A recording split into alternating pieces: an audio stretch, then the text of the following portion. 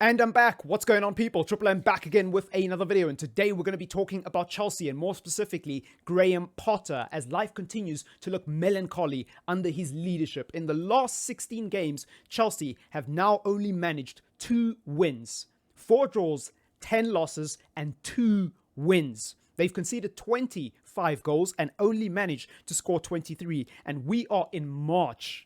And they've only scored 23 goals. They've conceded 2 more than they've scored.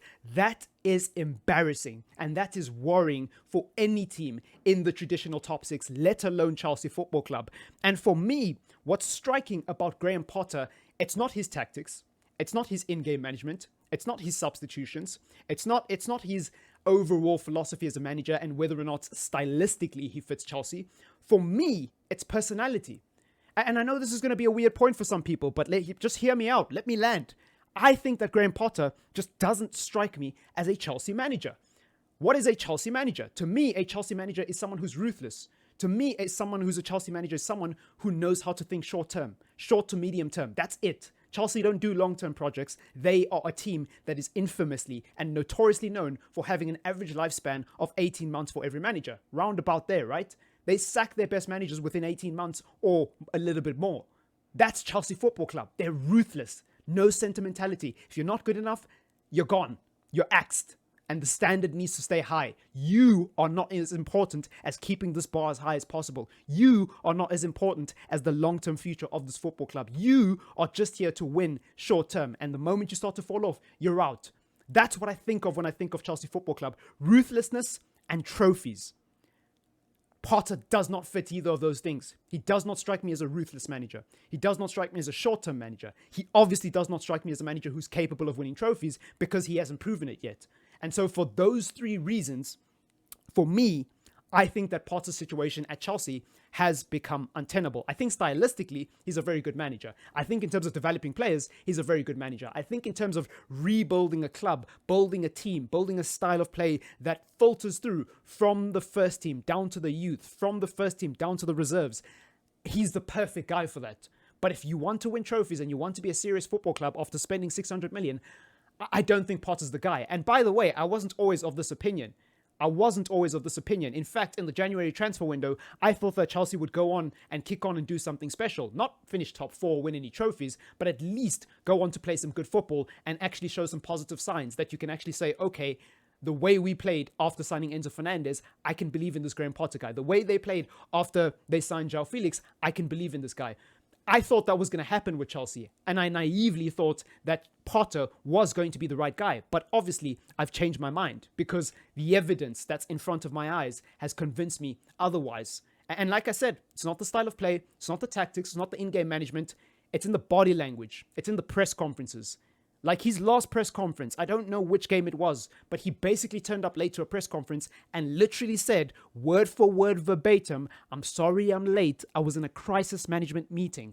And the journalist asked him, "How did it go?" And he jokingly said, "Well, I'm still here."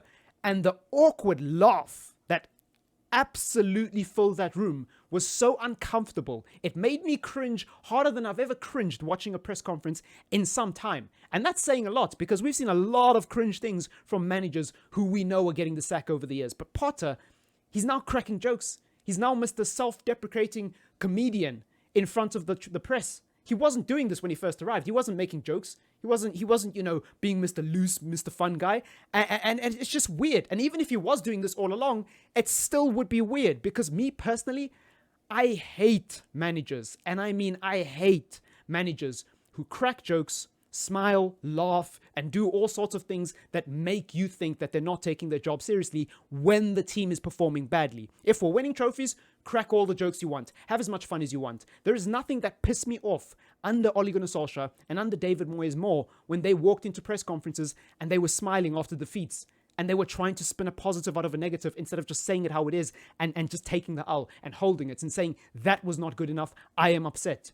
And I want the fans to know that I am upset and that this is not acceptable. That's what you want to hear as a fan. That's what you want to feel. Potter doesn't make me feel that way as a neutral. And I'm sure he doesn't make Chelsea fans feel that way because I know a Chelsea fan, very good friend of mine who I still play Rocket League with, an old friend of mine from high school. He always talks about how he just doesn't feel like Potter's the guy, right? And he never talks about style of play. He never talks about, okay, so sometimes he talks about the fact that Mount starts every game and some of his team selections, but the thing that stands out to me the most about when he complains about Potter is always that he doesn't feel like a Chelsea manager. He doesn't feel like he's ready. And I'm starting to see it. I'm starting to see it because it reminds me of when Oli was in charge at Manchester United. One of the things that used to piss me off and grind my gears was the winning team photos under Oli.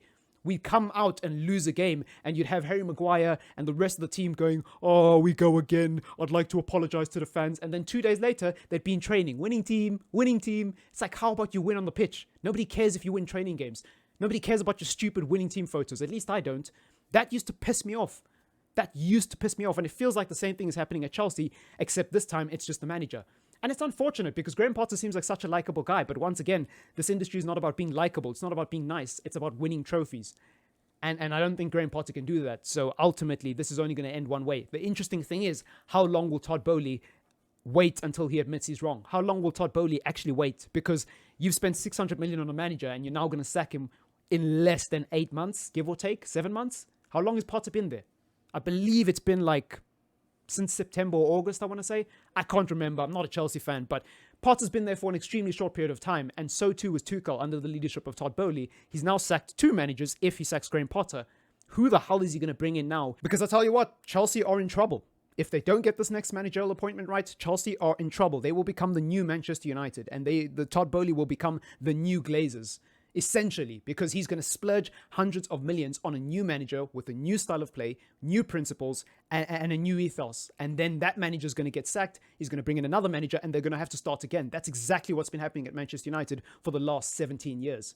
After Sir Alex left, every manager we've hired could not be more diametrically opposed to the next manager. Moyes and Van Gaal's playing style was not similar. Van Gaal was possession-based. I don't even know how to describe David Moyes at Everton, but those 2 managers clearly don't play the same style of play. Mourinho and Van Gaal don't play the same style of play. So obviously when Mourinho walks in, he's going to look at the squad that Van Gaal built and said, I don't like any of these players. And he's going to want new players. And then when you sack Mourinho, Ollie's going to come in and say, I don't play the same play style as Mourinho. I want new players. Then you bring in Ralf Rangnick, who is completely different to Ollie. That's 5 managers with 5 distinct styles of play in a space of 10 years.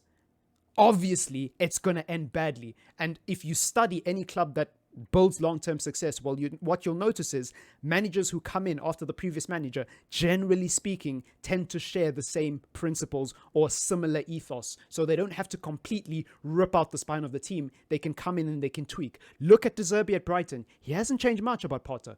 He hasn't changed much about Potter's time at Brighton. He just came in and made a few tweaks. He came in and was able to play Potter's style of play and Potter's identity, but just put a little bit of his own spin on it. And look at Brighton now. They've actually improved. That's what you want to do. You want a manager to come in, and even if they get poached by another team or they alternatively fail, the next manager can come in and say, okay, I can see the vision, but this is what he did wrong. Let me fix this.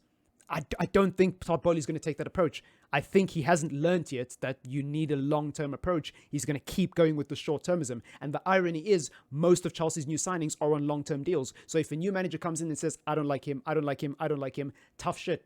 They're on 8-year contracts, bro. Tough shit.